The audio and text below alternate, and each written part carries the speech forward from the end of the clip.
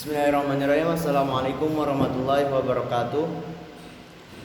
Pada kesempatan kali ini dan pada video ini juga saya akan menjelaskan satu dua bait Aqidatul Awam. Tapi sebelumnya di sini saya akan memberitahu satu hal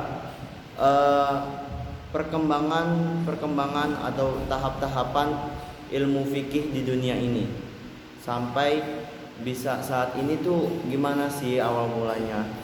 Nah, di dalam kitab Tarikh Tasyrih, yakni diktat kuliah yang dipelajari di Al-Azhar Kairo Mesir sana, itu ada 4 tahapan atau 4 periode perkembangan zaman ilmu fikih.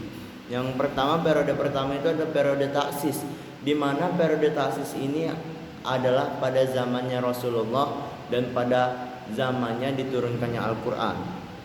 Lalu periode yang kedua adalah periode ijtihad. Periode ijtihad ini adalah periode di mana bermunculannya para imam-imam mazhab seperti Imam Syafi'i, Imam Maliki, Imam Hanafi, Imam Hambali. Itu yang kita biasa kenal, dan masih banyak lagi imam-imam mazhab yang belum kita kenal. Dan pada zaman ini juga dan pada periode ijtihad inilah para ulama-ulama dan para imam-imam itu suka sekali menulis atau mengarang kitab-kitab yang panjang atau biasa kita sebut dengan syarah, kitab syarah. Setelah periode kedua ada periode ketiga namanya periode jumud. Periode jumud ini adalah di mana para ulama dan para kiai-kiai, para ulama-ulama pokoknya itu udah nggak ada imam-imam baru atau mazhab-mazhab baru yang berkembang di periode ketiga ini. Jadi ulama-ulama pada periode ketiga ini mengikuti mazhab ulama-ulama yang ada di periode kedua. Dan dominan di periode ketiga ini ulama-ulamanya suka menulis kitab-kitab matan atau kitab dari ringkasnya kitab-kitab syarah tersebut. Jadi ada syarah, ada matan. Kalau matan itu ringkasnya, kalau syarah itu penjelasannya dijelaskan secara detail gitu. Dan pembelajaran matan ini dibilang kurang efektif karena setelah matan itu dijelaskannya harus ada syarah, dan terkadang dari syarah matan ini harus disyarahkan lagi. Jadi tahapannya matan, syarah lagi agar kita jelas. Lalu ada periode yang keempat namanya periode hadir. Periode hadir itu adalah periode pada zaman kita sekarang ini, ialah ulama-ulama kita atau kiai-kiai kita itu mengikuti pada periode kedua, karena periode kedua ini terlihat lebih matang dan terlihat lebih mudah dipahami untuk kita, karena pembelajaran syarah ini terlihat untuk lebih cepat masuk di otak kita ya. Lalu di sini saya akan menjelaskan 1-2 bait Aqidatul Awam. Tapi di sini saya menjelaskan dengan kitab matan. Matannya karangan Syekh Al-Alim Al-Ulama Said Ahmad Marzuki. Lalu kenapa saya masih belajar pakai matan? Kalau saya belajarnya pakai matan, sedangkan tadi saya bilang matan itu pembelajarannya kurang efektif. Nah, matan ini sebenarnya efektif bila kita hafal matanya dan paham syarahnya. Dan belajar matan ini juga nggak bisa sendirian, harus ada gurunya. Dan saya pun punya guru dan saya belajar dari guru saya.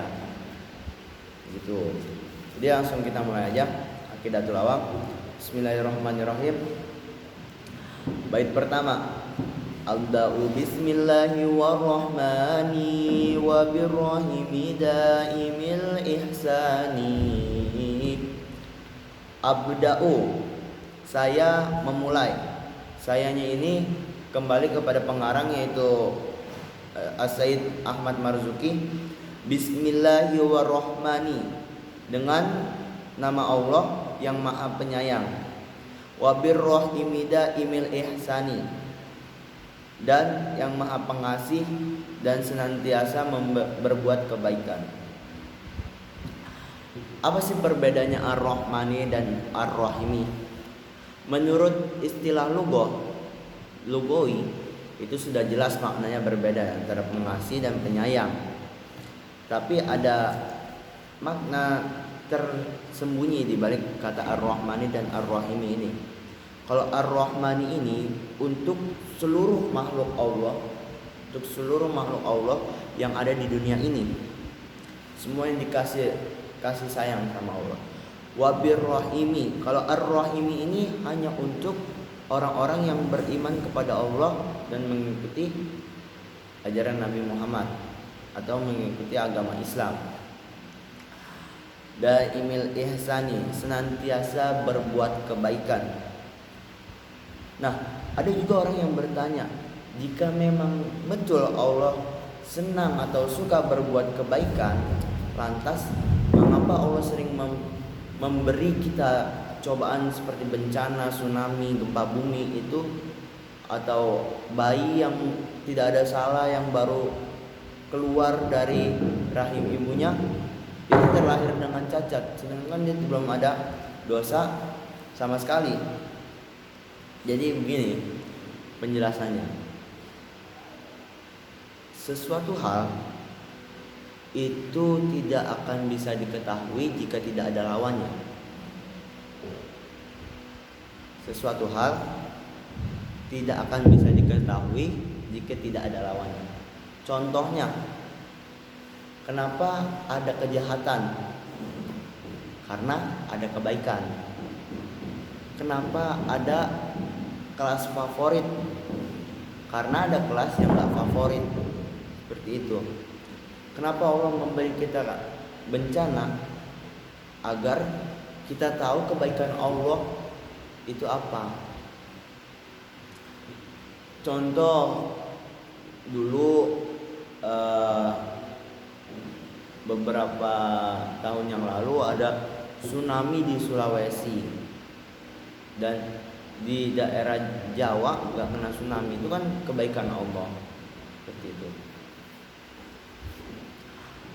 Dan bagaimana jika dengan bayi yang baru lahir tanpa salah, tanpa dosa, terlahir dengan cacat? Itu Allah mempunyai maksud dan mempunyai kebaikan tersembunyi di balik kecacatan atau kekurangan bayi yang baru lahir tersebut. Gitu ya.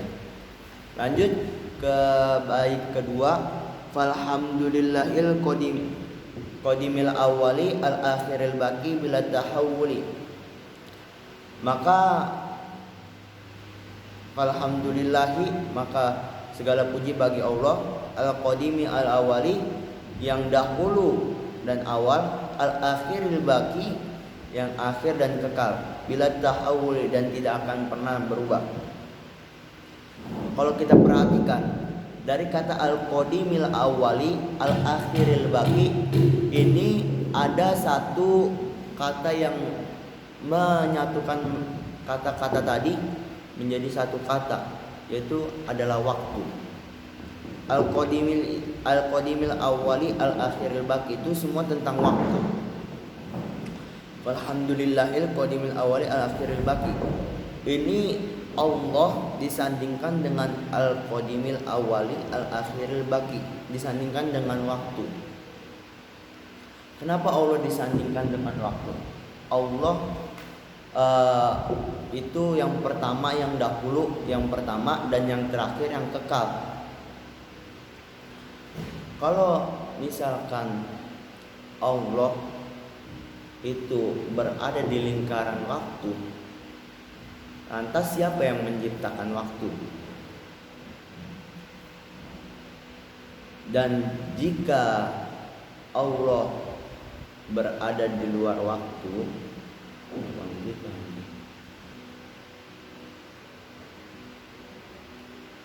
ada juga yang bertanya,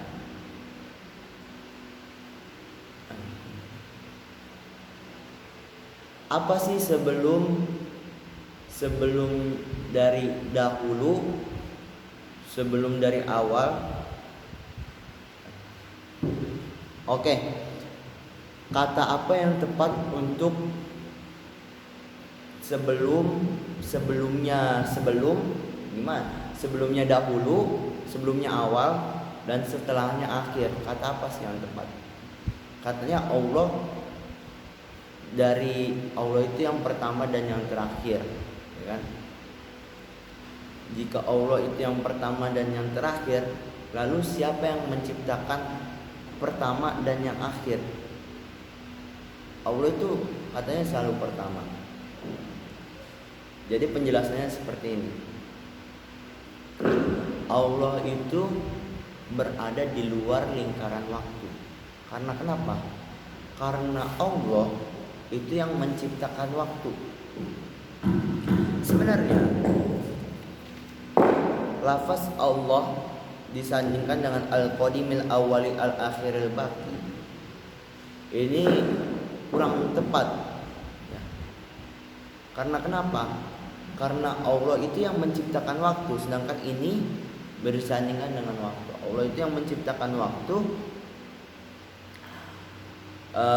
sedangkan awal dan akhir ini masih terikat dengan waktu. Jadi tidak ada bahasa lain untuk menggambarkan awalnya sebelumnya awal dan setelahnya akhir. Tidak ada kata atau bahasa lain yang bisa menggambarkan seperti itu. Lalu kenapa ini disandingkan dengan Al-Qadimil Awali? Ini Said Ahmad Marzuki, beliau hanya untuk semata-mata memudahkan pemahaman kita, pemahaman manusia. Makanya dipilihlah kata awal dan akhir. Al-Qadimil Al-Awali Al-Akhiril Baqi. Seperti itu. Mungkin cukup sekian pembahasan Aqidatul Awam dari bait 1 bait 2. Mohon maaf bila ada kekurangan. Wassalamualaikum warahmatullahi wabarakatuh.